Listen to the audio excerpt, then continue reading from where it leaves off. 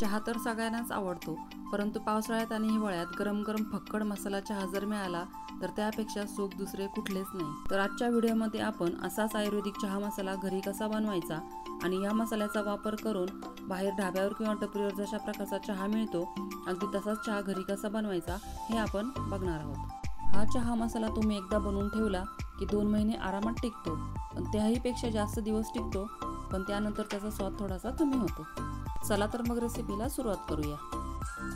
इथे मी एक पॅन घेतलेला आहे आणि आता त्यामध्ये मी घालते आहे 3 टेबलस्पून हिरवी विलायची, 3 मसाला विलायची, 1 टेबलस्पून एवढं लवंग, 1 टेबलस्पून काळी मिरी, 1 टेबलस्पून बडीशेप, 3 इंचाचे असे दालचिनीचे तुकडे घेतलेत मी, आणि त्यानंतर 1 टेबलस्पून ड्राय रोज पेटल्स आणि इथे 4 ते 5 इंच एवढा सुंठ घेतली आहे। इथे आपल्याला अख्खी सुंठच वापरायची आहे आणि त्यानंतर अर्ध जायफळ इथे मी घेतलेलं आहे आणि आता हे जायफळ आपल्याला थोडंसं कुटून घ्यायचं आहे। त्यानंतर सुंठ देखील आपल्याला थोडीशी कुटून घ्यायची आहे जेणेकरून आपले मिक्सर जारचे जे पाते असतात ते खराब होणार नाही।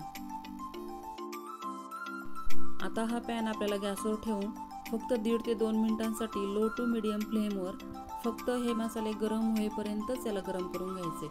जास्त हे मसाले भाजत बसण्याची गरज नाही आहे। तुम्ही जर हे मसाले जास्त भाजले तर या मसाल्यांचा स्वाद कमी होतो। मसाले छान गरम झालेले आहेत। आता हे आपण एका डिशमध्ये काढून ठेवायचे आहे आणि याला पूर्णपणे थंड होऊ द्यायचं आहे। आता आपले मसाले छान थंड झालेले आहेत। आता मी त्याला एका मिक्सर जारमध्ये काढून घेते।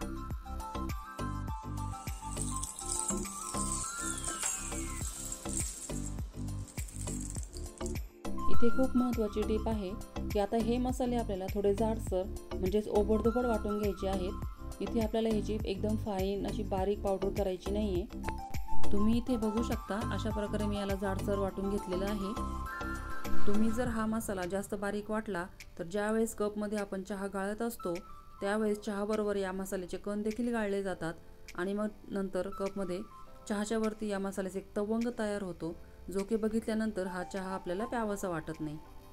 म्हणूनच हा मसाला आपल्याला थोडासा जाडसर वाटून घ्यायचा आहे। या मसाल्यासाठी तुम्ही शक्यतो अख्खी वाळवलेली सुंठ जी असते तिचाच वापर करा।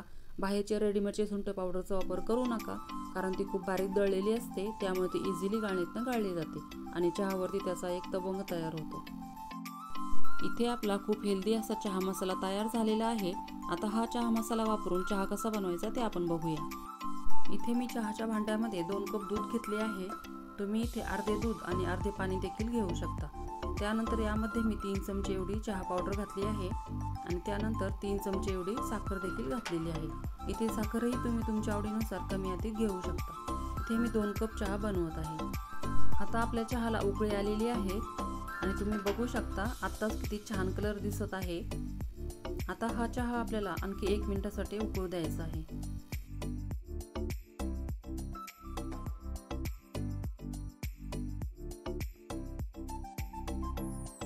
1 मिनिट उकळल्यानंतर 2 कपसाठी हाफ टीस्पून एवढा आपण तयार केलेला चहा मसाला आपण ते घालायचा आहे आणि त्यानंतर फक्त 1 मिनिटासाठी हा चहा आपल्याला उकळू द्यायचा आहे।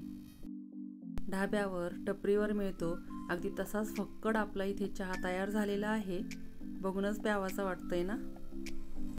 हा चहा मसाला वापरून केलेला चहा खरंच खूप छान होतो। तुम्ही नक्की ट्राय करून बघा आणि तुमचा चहा मसाला कसा झाला हे मला कमेंट करून सांगायला विसरू नका। व्हिडिओ आवडला असेल तर व्हिडिओला लाईक, शेअर आणि चॅनलला सबस्क्राईब नक्की करा, जेणेकरून अशा सोप्या रेसिपीज यापुढे देखील तुम्हाला बघायला मिळतील। आणि व्हिडिओ शेवटपर्यंत बघितल्याबद्दल सर्वांचे अगदी मनापासून धन्यवाद।